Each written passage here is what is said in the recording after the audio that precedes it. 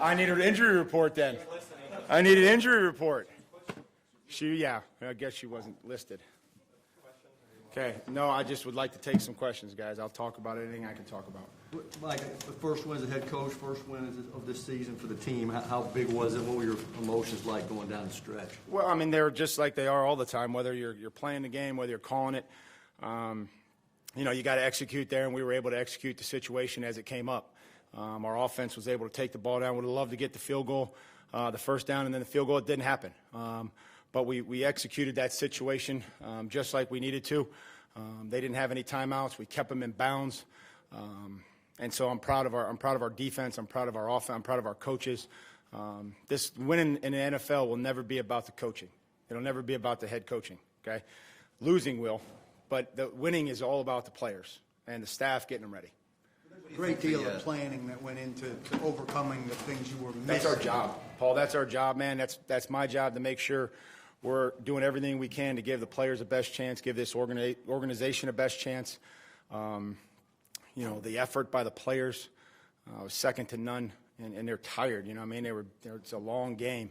Chasing Deshaun, an unbelievable athlete, it's hard to do that. And by no means was it perfect, but this isn't going to be perfect week in and week out. We're going to have to grind them out. It's going to have to get a little gritty. But I think that it was just important because it was the next week. It was coming back home, a division opponent, irregardless of what happened last week. Now we got to move on, and we got to go on the road to a division opponent. What went into stitching that together as you knew who you were going to be missing? Things happen. Things happen in life. Things happen in football. Things happen in families. And you don't just, you don't shut your door and you go home at 5 o'clock. You stick around and you figure things out and you get it done as late as you have to do, and you give your players the best chance to win. And we played a game with Tyler Merritz and Kevin Panfile, and I appreciate those guys. I appreciate the work that Keith Carter did to get them ready on a short notice. But nobody feels sorry for you. I'm happy for Tyler. I'm happy for Kevin, Blaine, to be able to step in there. And then obviously the leadership from Ben and Q and Klein in the middle of our offensive line was key. It's a good defense, a great defense, and it's hard to move the ball against them. And so we were able to do that and had some key third downs and picked up some key drives and score touchdowns. The big punt, is that an automatic when the gunner's uncovered, or is that a call play? We're going to stay aggressive, Corey, throughout our time together here in Nashville. So. We just get tired of people putting 10 guys up there, and so we like the guy that we got throwing the ball with a lot of confidence in Dane, and we're going to stay aggressive. You saw that before? You thought that would come before the game?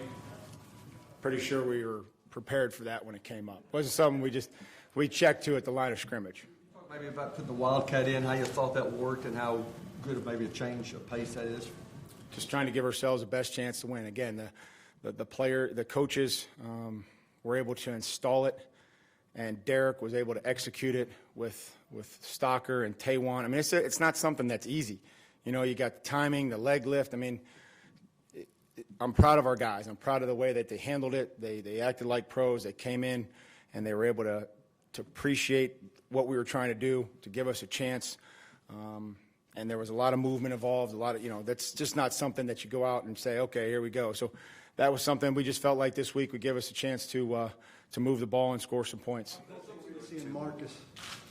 We'll evaluate that after the game, and when Marcus is ready, he'll be out there. You anticipate using him? I tried. We thought we would, and the way it was going, I thought Blaine had a good grasp of where we were, and we'll keep evaluating Marcus, and when we have an update on him, we'll let you know. But it'll never be about one guy. It will never be.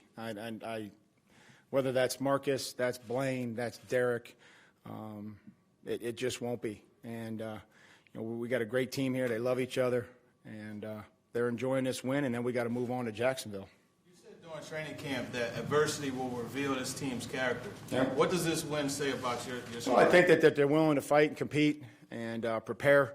That's exactly what the message was this week. That everybody throws around culture and hey, what kind of team you got, and you find what type of team you have when you lose games and things don't look so good. And they responded they competed, they prepared, and they played together, and they played hard for each other. There were some times where Watson seemed to have a lot of time to throw, but when it really mattered, your defense really seemed to get in his face and make his life hard. Can you talk about the factors? Well, we mixed it up on him, man. It's just they got good players, and we'll look at the film, but there were times when we had to have it, we got it. You know, you tell the rushers, don't let him scramble, and then he stands there, and you tell him, you know, go rush, and he scrambles. It's just hard, and that's on me to make sure we got a sound plan, that we can cut some of these guys loose, you know, because he's a great athlete, and you have to know where he is, and he's going to be able to scramble and gain yards. He's tough to bring down. He's big, he's strong, good play strength. So we'll continue to evaluate what we're doing and, you know, who we're doing it with. But we're going to enjoy this one here for the next few hours, and then we'll get going on Jacksonville and take a look at next week's plan. You guys really needed some offense there in the fourth quarter after the first few drives. Kind of didn't go too far. What sort of clicked, you know, those last couple of drives? You think? Well, we were able to throw the football. You know, we were able to get Luke Stocker on a nice play. Apparently they had somebody that was chirping over on the sidelines, helped us out with 15 yards. And then, you know, we hit Corey, I think, on that drive. And, you know, we'd like to take care of the ball. We got to be conscious of that. But we talked coming into this game, and run it 40 times, hold them to 17 points. Okay, no turnovers on offense, and if we get 2 on defense, we're going to win. We were pretty comfortable we win the game, and I think that we were, other than that second turnover on defense, I'd say we accomplished all those things. Did Blaine know, and how quickly did you know that the double pass wasn't maybe as disastrous as it might have been? I'd been preparing for, you know, being a head coach a lot of years. I was pretty comfortable with that rule. I knew exactly what it was going to be. I had no idea. I thought this couldn't be that good. It actually looked like it was a good call for us in the end of it. It was like, okay, whatever you say, like 2nd down and 7, we'll take it. I was thinking this ball was going to be back here on the 35-yard line or something. And so we just have to do a better job. I mean, we loved the play. The play was good. We just got to execute it better and, you know, talk to Blaine about batting it down right there. But we kept our composure. You know, it was pretty chippy, and I was disappointed in our team, and I let them know that last week. We're not going to leave the sidelines. We can't. I know under any circumstances nothing good's going to come of it. And I thought it got chippy, and I thought we held our composure. And that was another instance where, you know, we just got them back in a huddle, and we were able to keep our composure and keep playing and keep grinding things out. How good did it feel to get your first win against your old head coach?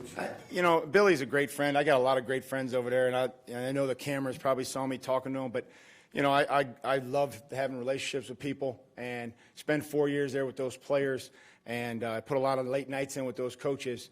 You know, that's not something that just goes away in my mind. And so, you know, regardless of who we play each week, it's hard to win in this league. I recognize that.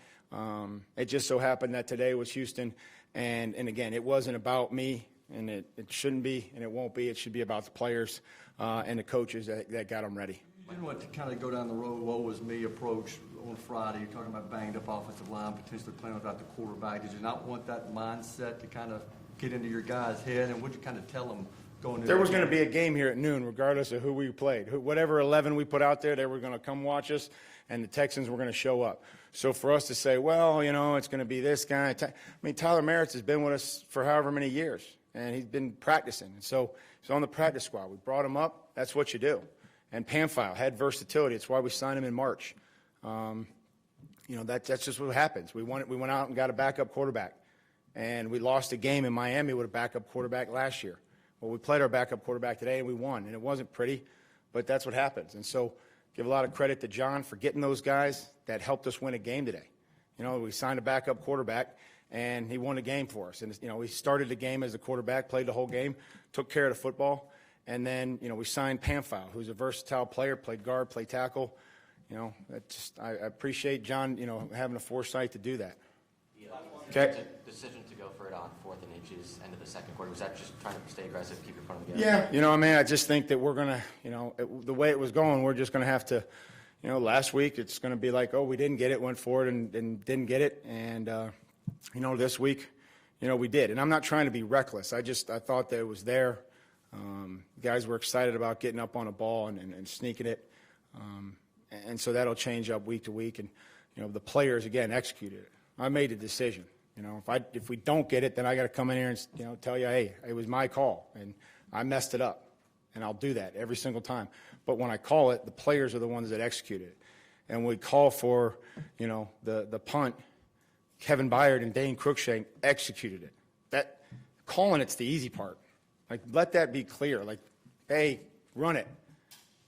How hard is that? But to go out there and under the pressure of guys rushing or whatever, maybe executing that play how we've been practicing it since April and doing it in a game, it helped us win. So thank you, guys.